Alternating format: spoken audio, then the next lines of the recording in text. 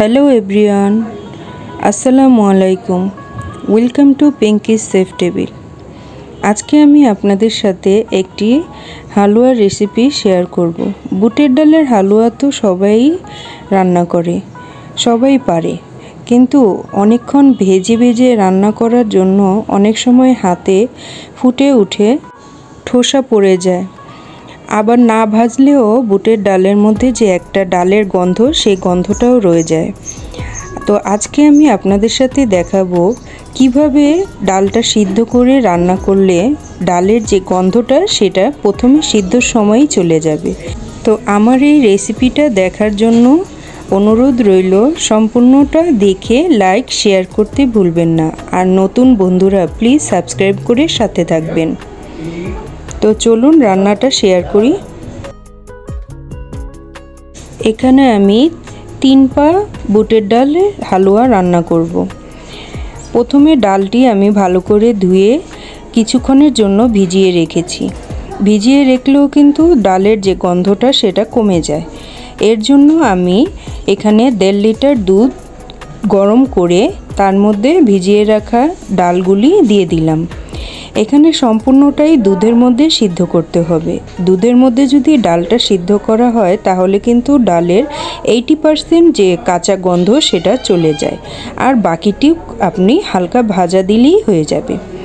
তো এখন আমি সিদ্ধ করে নিব ডালটা দুধের সাথে। এখানে একটা ট্রিক্স দেখিয়ে দিচ্ছি। দুধ জাল দেওয়ার সময় পাতিলের আঁচটা কমিয়ে দিলেও অনেক সময় দেখা যায় দুধ উগলিয়ে পড়ে যায়।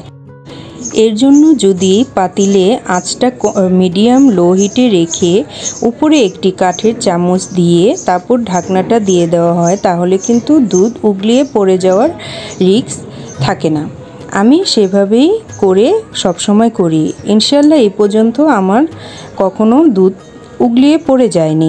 আপনারাও ট্রাই করে দেখতে পারেন। তো লো হিটে রেখে আমি ডালটা দুধের মধ্যে সিদ্ধ করে নেব। সিদ্ধ হয়ে গেলে এটা পাটায় অথবা ব্লেন্ডারে মিহিন করে পিষে নেব। এখন আমি একটি কড়াইয়ে পর্যাপ্ত পরিমাণে ঘি দিয়ে তার মধ্যে দারচিনি এলাচি দিয়ে আমি ডালগুলো ঢেলে ভেজে নেব লো হিটে। ডালটা ফুটে যাতে না উঠে, হাতে ঠোসা না পড়ে, সেজন্য আপনারা অনবরত ডালটা নাড়বেন। ডালের নাড়াটা যদি স্লো হয়ে যায় তাহলেই কিন্তু ফুটে উপরে ছিটাটা আসে, আর যদি একটু ঘন ঘন অনবরত নাড়া যায় তাহলে কিন্তু ডালের ছিটাটা খুব কমই আসে। ভিডিওর এই পর্যন্ত যারা আমার সাথে আছেন প্লিজ আমাকে সাপোর্ট করবেন, ফুল ওয়াচ করে লাইক শেয়ার করে দিবেন। আর হ্যাঁ, নতুন বন্ধুরা প্লিজ সাবস্ক্রাইব করতে ভুলবেন না।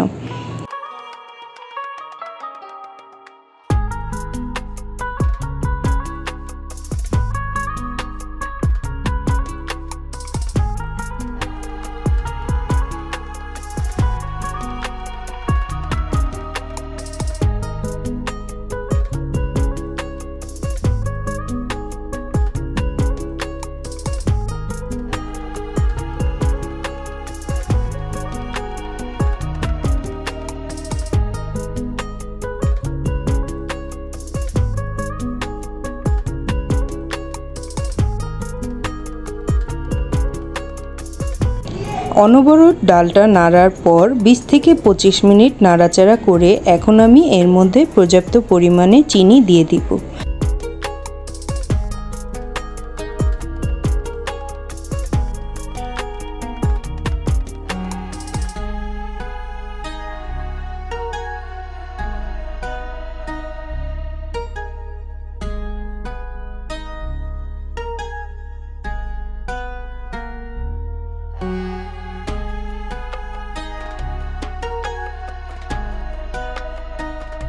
এখানে আমি 3 পা ডালের জন্য 3 পা চিনি দিয়েছি। যে পরিমাণ ডাল সেই পরিমাণ চিনি দিলে সাধারণ যে নর্মাল মিষ্টিটা সেটা পাওয়া যায়, বা এর কম বা বেশি হলে চিনিটা আপনাদের টেস্ট অনুযায়ী দিয়ে নেবেন।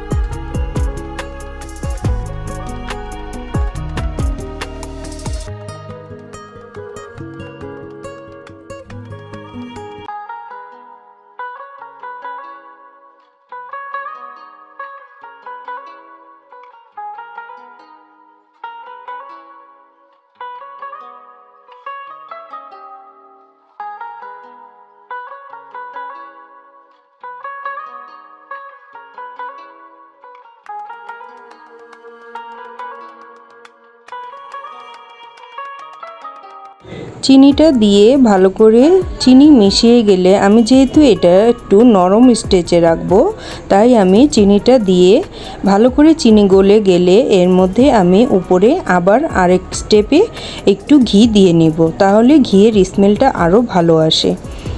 দেওয়ার পর আমি এটা নামিয়ে নিচ্ছি।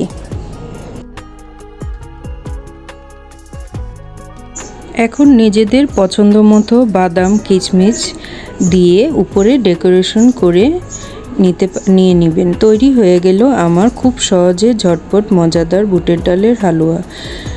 ভিডিওটি শেষ পর্যন্ত দেখার জন্য ধন্যবাদ। আসসালামু আলাইকুম।